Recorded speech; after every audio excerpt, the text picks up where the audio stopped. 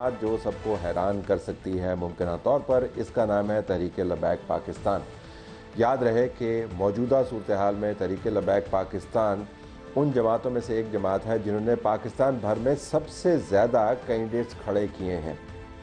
यह भी याद रहे कि 2018 में लाहौर के तमाम हलकों से इस जमात ने अपने कैंडिडेट्स खड़े किए थे। तहरीक लबैक ने मुल्क भर से 22 लाख से ज़ायद वोट लिए। वोटों के एतबार से पाकिस्तान में ये 5वीं बड़ी जमात थी।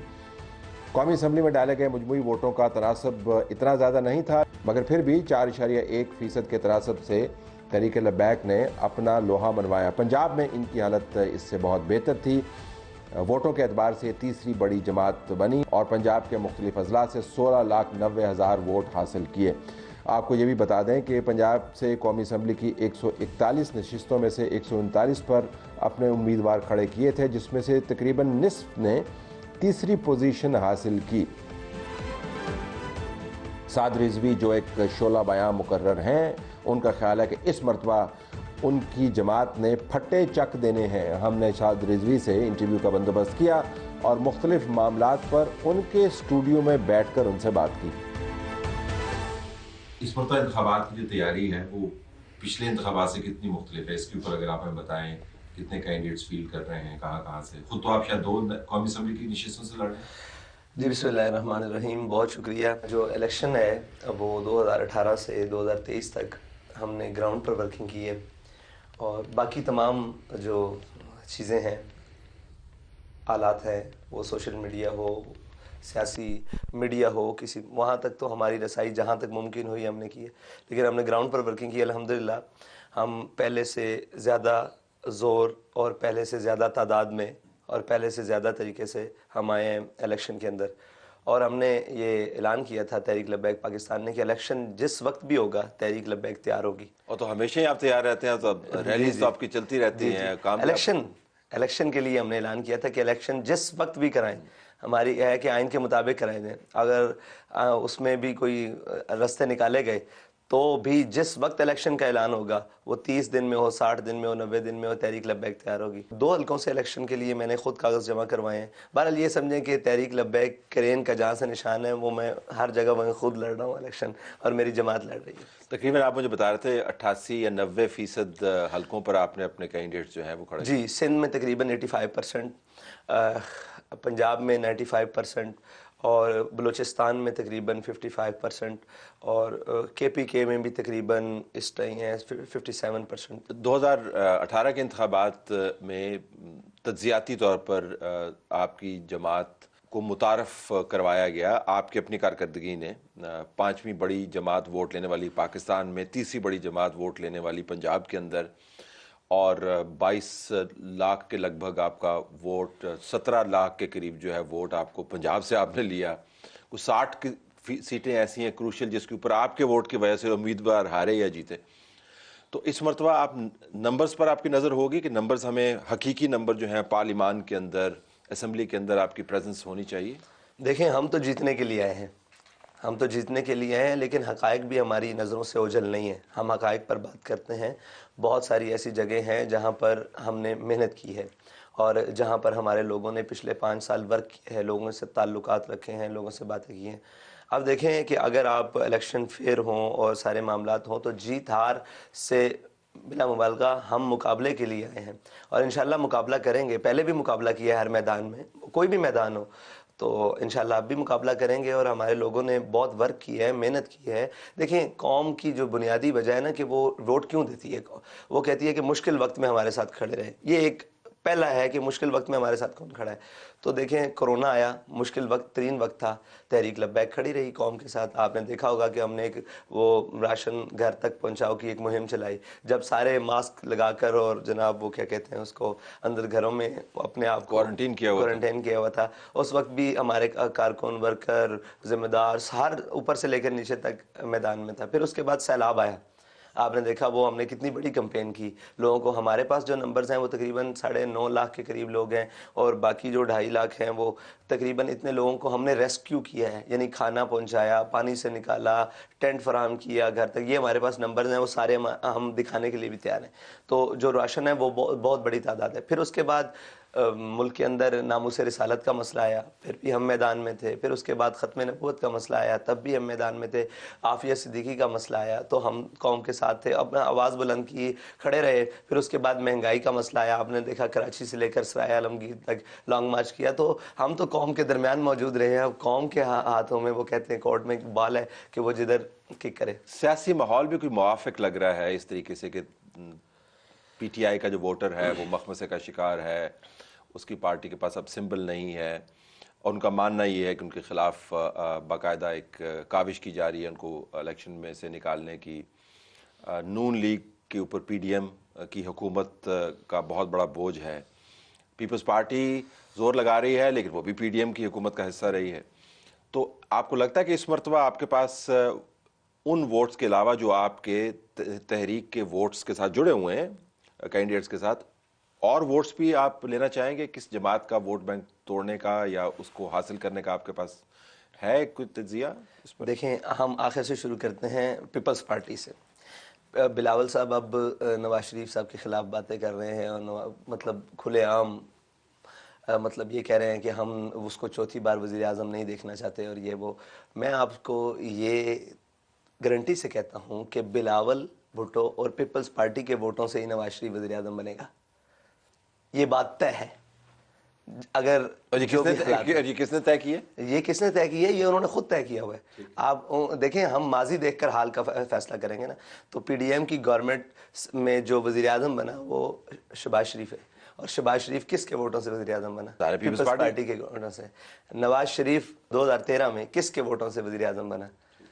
تو ہم ماضی دیکھیں گے، وہ حال میں مستقبل میں تو جو ابھی جو وہ کہہ رہے ہیں تو آپ کے خیال میں یہ طے ہے، یہ نورا کچھ تھی، یہ تو طے ہو کے یہ گورنمنٹ سے باہر آئے ہیں نا، یہ بات طے کر کے آئے ہیں کہ ہم باہر جا کے الیکشن علیحدہ علیحدہ لڑیں گے اور اندر آ کے پھر مل کر کھائیں گے۔ وہ کہتے ہیں دکھانے کے لیے، یہ کھانے کے لیے، تو یہ مل کر ہوگا۔ تو یہ تو ہوگی پیپلز پارٹی۔ یہ پیپلز پارٹی۔ اب آ جائیں پی ٹی آئی۔ دیکھیں پی ٹی آئی کے ساتھ جو کچھ ہوا، دیکھیں ہم اس مرحلے سے گزرے ہیں، کل عدم کے مرحلے سے گزرے ہیں، ہم فور شیڈول کے مرحلے سے گزرے ہیں، یہ تمام مراحل سے ہم گزر کے آئے ہیں، اور ہم نے یہ ان کو منہ پر کہا تھا کہ ہم گزر آئے ہیں، آپ کی باری ہے۔ اب انہیں حوصلہ نہیں ہارنا چاہیے، وہ جیسے بھی حالات ہوں انہیں ڈٹ کر مقابلہ کرنا چاہیے۔ ٹھیک ہے، وہ ان کا موقف ہے نا، وہ اپنے موقف پر قربانی دیں، ہم نے اپنے موقف پر قربانی دی ہے۔ اور لوگ کہتے ہیں کہ آپ اب عمران خان کے خلاف اس لیے نرم باتیں کرتے ہیں کہ آپ ان کا ووٹ بینک چاہیے۔ بالکل چاہیے، ان کا ووٹ بینک بھی چاہیے، ہر پاکستانی کا ووٹ چاہیے، مجھے آپ کا ووٹ چاہیے، مجھے ہر ایک کا ووٹ چاہیے۔ میری تو کوشش ہوگی کہ بلاول میں ووٹ ڈالے، میری تو کوشش ہوگی نواز شریف بھی ہمیں دیکھیں، میں مطلب ظاہر سیاست میں ووٹ کے ساتھ تو مجھے چاہیے، لیکن اگر آپ کہیں کہ اس کے خلاف بات، تو ہم نے عمران خان کے خلاف اس وقت بات کی ہے جب وہ بات کے مقابلے میں گولی مارتا تھا، جب وہ بات کے مقابلے میں 8 ماہ جیل بھیجتا تھا، جب وہ بات کے مقابلے میں منہ پہ ہاتھ پھیرتا تھا کہ ایسی کی تیسی، ہم نے اس وقت اس کا سامنا کیا ہے۔ اب تو اس کے بعد سامنے لیے بات، اس کے خلاف بات کرنا، میں یہ سمجھتا ہوں کہ بات بنتی نہیں ہے۔ اب تو جو میدان میں موجود ہے، حاضر لوگوں کی بات ہوتی ہے، وہ جب آئے گا میدان میں۔ اور ابھی الیکشن کا مزہ تھوڑا کرکرا ہو گیا، مزہ تب آنا تھا کہ عمران خان بھی الیکشن میں ہوتا، پھر پتہ لگتا۔ دیکھیں سوشل میڈیا کی ورکنگ اور چیز ہے، میں آپ کو گارنٹی سے کہتا ہوں، لیکن انہوں نے 5 سال میں گراس روٹ لیول پر کوئی ورکنگ نہیں، ٹھیک ہے۔ ہاں وہ کیمپین سے ہوا بنائیں اور ساری چیزوں کا استعمال کریں، لیکن 5 سال میں انہوں نے گراس روٹ لیول ایک عام آدمی کے لیے کیا کیا؟ تو سوشل میڈیا کی مقبولیت سے ہم متاثر نہیں ہوتے؟ نہیں، سوشل میڈیا پر دیکھیں، سوشل میڈیا پر جتنی ہمارے خلاف کمپین کی ہے پی ٹی آئی نے، اس سے کیا ہوا ہمیں؟ اگر آپ کا اپنا سوشل میڈیا بڑا تگڑا ہے، ویسے کس طرح کرتے ہیں؟ آپ کے پاس کوئی لوگ ہیں جو آپ نے ہائر کیے ہوئے، کیسے ہوتا ہے؟ دیکھیں جی، ہمارے پاس تو ملنگ ہے، ملنگ سمجھتے ہیں؟ ملنگ بہت اچھے طریقے سے، جی ملنگ ہے ہمارے پاس، اور جو بین الاقوامی بیانیہ ہو اور جو ہو پی ٹی آئی کا کرتا دھرتا بیانیہ، نون لیگ کا، لاکھوں کروڑوں نہیں اربوں روپے ان کے بجٹ ہیں سوشل میڈیا کے لیے، میڈیا کے لیے علیحدہ ہے، یہ آپ سارے مجھ سے بہتر جانتے ہیں۔ ہمارا ایک ورکر ہے جس کے پاس اتنی پاور ہے، وہ 100 روپے کا پیکیج لگاتا ہے، ان کی ہر چیز اڑا دیتا ہے۔ یہ ہم آپ کو گارنٹی سے کہتے ہیں، اور کچھ نہیں، آپ کے سامنے ٹھیک ہے ہم نے چیزیں کی ہوئی ہیں، لیکن باقاعدہ جو ہے نا وہ ہم دیکھیں، ہم بین ہیں، ہم ٹویٹر پہ بین ہیں، ہم فیس بک پہ بین ہیں، ہم ساری چیزوں، ہم واٹس ایپ تک بین ہیں۔ تو اس کے باوجود آپ کے ٹرینڈز بڑے پاپولر ہوتے ہیں، آپ ہمیشہ ٹرینڈ کر رہے ہوتے ہیں۔ یہ تو ملنگ ود موبائل، یہ وہ والا کمبینیشن، ملنگ ود موبائل اینڈ ملنگ ود مدارس۔ ٹھیک ہے، ہر وقت کام کرتے رہتے ہیں الحمدللہ، اور ہر وقت کام کرتے ہیں۔ اور دیکھیں اخلاص سے عمل مانگ نیا گانے کو ہم سے، دیکھیں ایک طرف دنیا کے تمام وسائل ہونا اور ایک طرف اخلاص ہو، تو جیتا ہمیشہ اخلاص ہی ہے. تو پی ٹی آئی یہ ہوگی تو نون لیگ وہ جو آپ نے بتایا تھا نا 3 ہے نیچے سے شروع کرتے ہیں. جی نون لیگ دیکھیں نون لیگ تو اس وقت طے کر کے آئی ہے کہ ہم نے کیا کرنا ہے اور کیا کرنا ہے. نون لیگ اس وقت قوم کے پاس نہیں جا سکتی, یہ میں آپ کو گارنٹی سے بات کرتا ہوں. اور جو انہوں نے پچھلے پی ڈی ایم کی گورنمنٹ میں قوم کا بھرکس نکالا ہے نا, دیکھیں ایک تو نفرت ہے ان سے. نفرت یہ ہے کہ آپ آج آئے ہیں قوم کے مسیحا بن کر.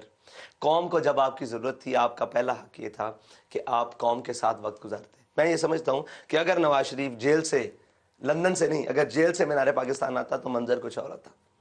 لندن سے پاکستان آنا اور پھر یہ کہنا کہ میں قوم کے لیے آیا ہوں, قوم نے کیا وہ حالات نہیں دیکھے. اور جب تو نکالا بھی تو جیل غلط گیا تھا نا, یہ بھی تو ہے. خالی نواز شریف کو نکالا نہیں گیا. دیکھیں جیل کے اندر روز آنا, پھر جیل کے اندر آپ مجھے بتائیں کہ جیل تو ایک سیاسی قیدی کے لیے, ایک سیاسی لیڈر کے لیے جیل کو ہنس کے گزارنا چاہیے. یہ تو مطلب زیور ہوتا ہے, سیاست کا حسن ہوتا ہے کہ ٹھیک ہے آپ جائز آنا چاہیں. اور جیل جو ہے نا وہ اپنے اندر رہنے والے قیدی کو 9 بعد کوئی نہ کوئی تحفظ اور عدل دینا شروع کر دیتی ہے. اس کا ایک اپنا طریقہ ہے. جیسے ایک ماں کے رحم میں کوکھ میں 9 سال بچہ 9 مہینے بچہ پرورش پاتا ہے نا, جیل میں بھی یہ پرورش ہے, سیاسی پرورش. جی سیاسی پرورش. اور 9 ماہ بعد کہیں نہ کہیں بات لگنا شروع ہو جاتی ہے. یہ اس کا ایک خاصہ ہے. تو عمران خان کو آپ کی اس بات سے کافی حوصلہ ہوگا. ہاں ٹھیک ہے, اچھی بات ہے, ہونا چاہیے اور ڈٹ کے جیل کاٹنی چاہیے.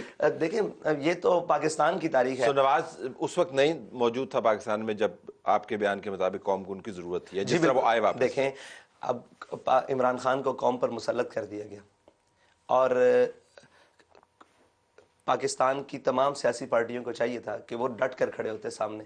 حالات جیسے بھی تھے, مشکل حالات تھے صاحب, ظاہر ہے جلسہ نہیں کرنے دیا جا رہا تھا. یہ جو کچھ آج پی ٹی آئی کے لیے حالات ہیں ایسے ہی حالات تھے تب. ون سائیڈڈ اور کہا جا رہا تھا کہ 8 مہینے تک پازیٹیو رپورٹنگ کریں. یہ ساری باتیں ہم بھولے نہیں ہیں, ٹھیک ہے, یہ ساری باتیں موجود ہیں. اس کے بعد اس وقت ضرورت تھی قوم کو, پاکستانی لیڈرز کی, کہ وہ قوم کے اندر کھڑے ہوتے اور قوم کو چارج کرتے اور قوم کو بات کرتے اور کہتے کہ جی ہم آپ کے ساتھ کھڑے ہیں, ٹھیک ہے ایک وقت آئے گا اس کو ہم کوئی کریں گے. لیکن وہ وقت کیا آیا کہ نہ تو ساتھ کھڑے ہوئے اور نہ کوئی بات کی, بلکہ یہاں سے جہاز بھر کر لندن گئے اور وہاں پہ مشاورت ہوئی اور مل کر گورنمنٹ بنا کر آ گئے. پھر وہ گورنمنٹ بھی گورنمنٹ نہ رہی, ٹھیک ہے جی. وہ جس وقت عمران خان اس پوزیشن میں آ چکا تھا کہ عمران خان کا ایک کونسلر بھی جیت نہیں سکتا تھا, اس وقت یہ میں سازش کہوں یا اس کے حق میں فیصلہ کہوں, یہ ظلم ہوا ہمارے ساتھ کہ اب اس کی موت وہ اپنی جانب خود گڑھے کی جانب تھا, اس کو موڑ کر دوبارہ اقتدار کی طرف منہ کر دیا گیا. اس کا یہ غلطی ہوئی. پھر ان لوگوں کو لے کر آیا گیا جو قوم کے سامنے ساتھ نہیں کھڑے رہے. مجھے بتائیں کہ نواز شریف کی کیا قربانی ہے قوم کے لیے. دیکھیں جو لیڈر ڈر کے فیصلے کرے اور اپنے مستقبل کے ڈر سے فیصلے کرے کہ ہم اقتدار کو, وہ تو کہتے ہیں ہم نے ریاست کو بچایا اور ریاست کو بچانے کے لیے ہم نے سیاسی قربانی دی ہے, اور اگر ہم پی ڈی ایم کی حکومت میں نہ آتے تو پاکستان ڈوب جاتا. تو آپ نے بیانیہ سنا ہوا نا ان کا, دیکھیں جسٹیفیکیشن. ریاست کو بچانے کے لیے, ریاست کو تو 9 مئی والے دن بچانا تھا, نہیں بچا سکے. کھڑے ہونا چاہیے تھا ان کو قوم کے بچوں کے سامنے کہ بھائی ہم ریاست کے ساتھ کھڑے ہیں, آپ بھی میرے قوم کے بچے ہو, آپ کو ادھر نہیں جانا. سب تو دبک کے اندر بیٹھے ہوئے تھے, ساتھ کھڑے ہونا چاہیے تھا نا. پھر ریاست کو بچانا ہوتا تو اس ریاست کے اندر رہ کر بچایا جا سکتا ہے یا لندن میں بیٹھ کر. تو یہ بڑی گہری باتیں ہیں جو وہ کہتے ہیں کہ وہ میرے کچھ نالے ہیں جو لب پر لاؤں گا تو تو جل جائے گا, تیرا پیمان جل جائے گا. نہیں, لب پہ آپ نے روکے بھی نہیں ہے, آپ نے نالوں کو آنے دیا. ذرا تھوڑی سی اور بات کرتے ہیں. آپ کی جماعت کی جو اٹھان ہے, جو پاپولر امیجنیشن کے اوپر میڈیا کے زاویے سے آپ بات کریں, جو آپ کی کوریج کے حوالے سے فیئر نہیں ہے, مجھے یہ بھی ماننا چاہیے. آپ کی کوریج کا کوانٹم جو ہے میں میڈیا کے اوپر دیکھتا ہوں وہ نہ ہونے کے برابر ہے مین اسٹریم میڈیا کے اوپر, لیکن اس نے آپ کی سیاسی صحت کو کوئی نقصان نہیں پہنچایا. لیکن اصول کی بات ہے, کوریج ہونی چاہیے, سینسرشپ بھی آپ پر ہے. لیکن ایک وقت ایسا بھی تھا جب آپ کی جماعت کے بارے میں یہ کہا جاتا تھا کہ اسٹیبلشمنٹ نے آپ سے دھرنا کروایا, فیض آباد کا دھرنا. وہ بھی ویژولز ہم نے دیکھے کہ جب ایک فوجی وردی میں جو فرد ہے وہ پیسے دے کے کہہ رہا کہ آپ بھی ہم میں سے ہیں. تو ایک محبت کا وہ کیا کہانی تھی الفت کی؟ وہ الفت کی کہانی تھی یا ہم نے غلط رپورٹ کیا فیض آباد کے دھرنے میں, کیا ہوا؟ دیکھیں آپ یہ نتیجہ نکالیں کہ فیض آباد کے دھرنے سے ہوا کیا, یہ دھرنا ہوا کیوں. پہلے تو یہ بات طے کریں, پھر یہ ہوا کیا, اور پھر کیا کیا ہوا. یہ 3 چیزیں. یہ دھرنا کیوں ہوا سوال ہے. یہ دھرنا اس سے پہلے ایک احتجاج ہوا لاہور میں اور کہا گیا کہ آپ نے 7B اور 7C کی شکوں کو تبدیل کیا ہے. کہا گیا نہیں اس میں کلیریکل مسٹیک ہو گئی, یہی کہا گیا. تو ہم نے کہا کلیریکل مسٹیک ہو گئی ہے تو فوراً ٹھیک کیا جائے. آپ کو 8 نہیں 10 دن کا ٹائم دیتے ہیں. کیا کلیریکل مسٹیک کے ٹھیک کرنے کے لیے 10 دن کا ٹائم کافی نہیں؟ سوال ہے، ایک سوال ہے. پھر کہا گیا جی وہ فلاں نے کیا، فلاں نے کیا، فلاں نے کیا. بھائی جس نے بھی کیا آپ کلیریکل مسٹیک کو ٹھیک کر دیں. 10 دن تک انتظار کیا گیا، بالکل کوئی توجہ نہیں. پھر اس کے بعد بہت سارے لوگ بھی گئے، ہم بھی گئے فیض آباد میں اور جا کر دھرنا دیا. تقریباً 19 دن مذاکرات چلے. 19 دن میں تقریباً کوئی درجنوں دور ہیں جو مذاکرات کے ہیں. اس میں بڑے بڑے نامی گرامی لوگ شامل ہیں، راجہ ظفر الحق، احسن اقبال، یہ نامی گرامی اور باقی سارے لوگ اس میں شامل ہیں جو اس وقت تقریباً وزراء کی سیٹوں پر شامل تھے یا بڑی بڑی نون لیگ کی سیٹوں پر بھی. اور ان سے کہا گیا کہ یار آپ کلیریکل مسٹیک تو ٹھیک کریں. نہیں تیار. ہم نے کہا دیکھیں آپ یہ جو کر رہے ہیں نا، اس کے مجرم کو آپ کو سامنے لانا پڑے گا. وہ کیا ایسی بات ہے کہ جو آپ ہم قوم کے سامنے لانے کے لیے تیار نہیں؟ تو نون لیگ کی بہت بڑی شخصیت نے آتی ہے. ہم نے کہا کہ ہمارے نزدیک مجرم جو ہے نا وزیر قانون ہے زاہد حامد. تو یہی دیکھ لیں کہ ہمیں یہ ہماری جب اجلاس ہوا ہے تو ہمارے لوگوں نے کہا کہ یہ شخص مجرم ہے، اس کو بچانے کی کوشش کی جا رہی ہے. آپ ایک کلیریکل مسٹیک ٹھیک کریں اور مجرم کو سامنے لے کر آئیں. جو مجرم ہے اس کو آپ اپنی پارٹی کے طور پر سزا دیں. اگر جب وہ ڈرافٹ جو تھا کمیٹی نے اپروو کیا تھا، جو ملٹی پارٹی کمیٹی تھی جس کے اندر دوسری پارٹی کے نمائندگان بھی تھے، لیکن آپ کا ماننا یہ ہے کہ وہ law minister eventually was responsible for. آپ یہ مجھے بتائیں کہ 19 دن میں کیا قدغن تھی کہ 7B اور 7C کو تقریباً 13 دن بعد، دھرنے کے 13 دن بعد بحال کر دیا گیا. ہم نے کہا جی بحال ہو گیا. ان کے ٹھیک ہے جی.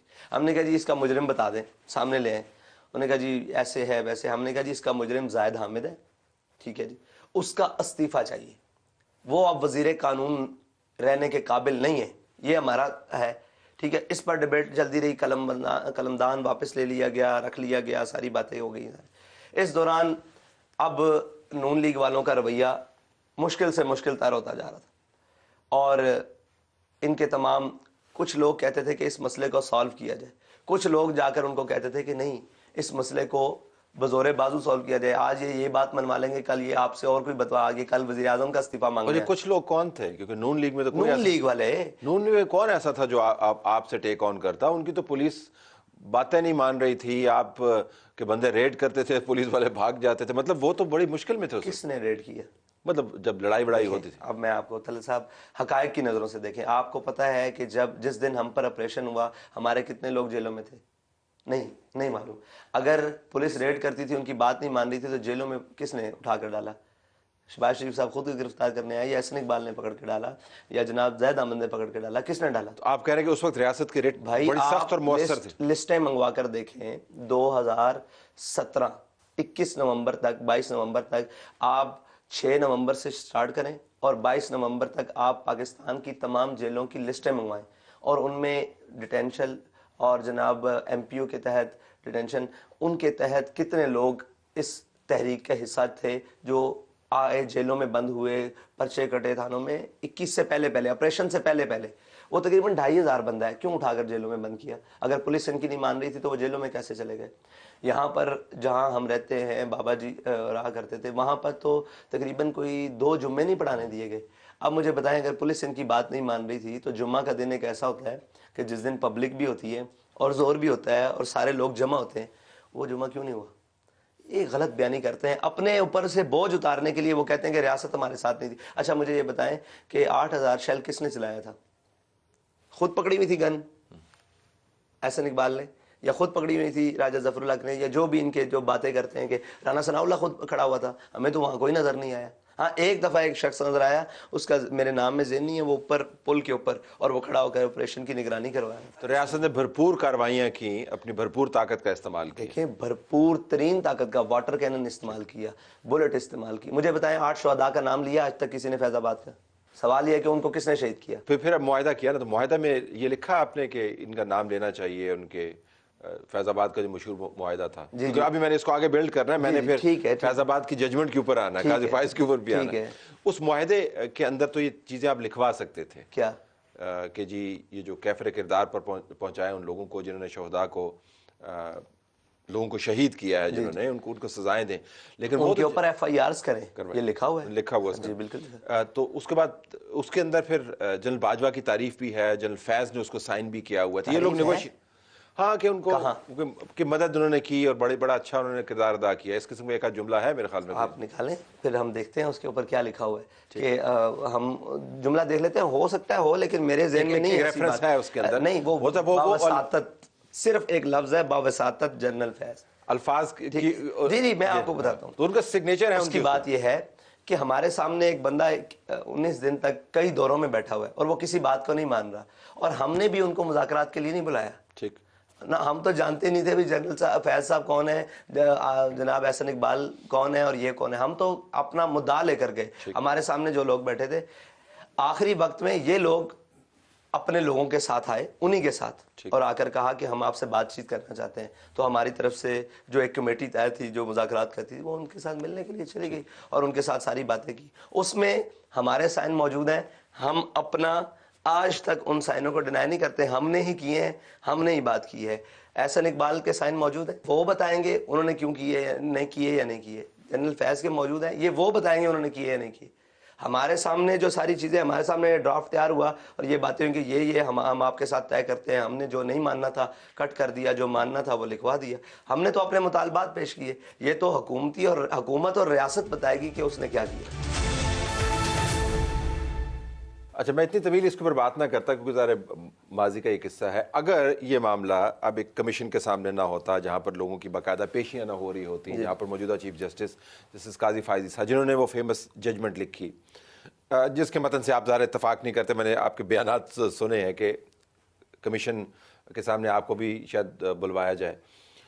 یہ معاملہ آپ کے خیال میں کمیشن کے سامنے جب جائے گا تو تحقیقات ہوں گی, تو اس کے اندر کہا یہ جا رہا ہے کہ ریاست نے اپنی ریٹ کو ایبڈیکیٹ کیا. میں جو آرگومنٹ بل کر رہا تھا وہ, لیکن آپ نے اس کو کہا کہ ایبڈیکیٹ کی طرح کہی, یہ نمبرز آپ دیکھ لیں. یہ معاملہ کمیشن کے سامنے اگر آپ کو بلائیں تو آپ جائیں گے؟ ہم بھی جائیں گے.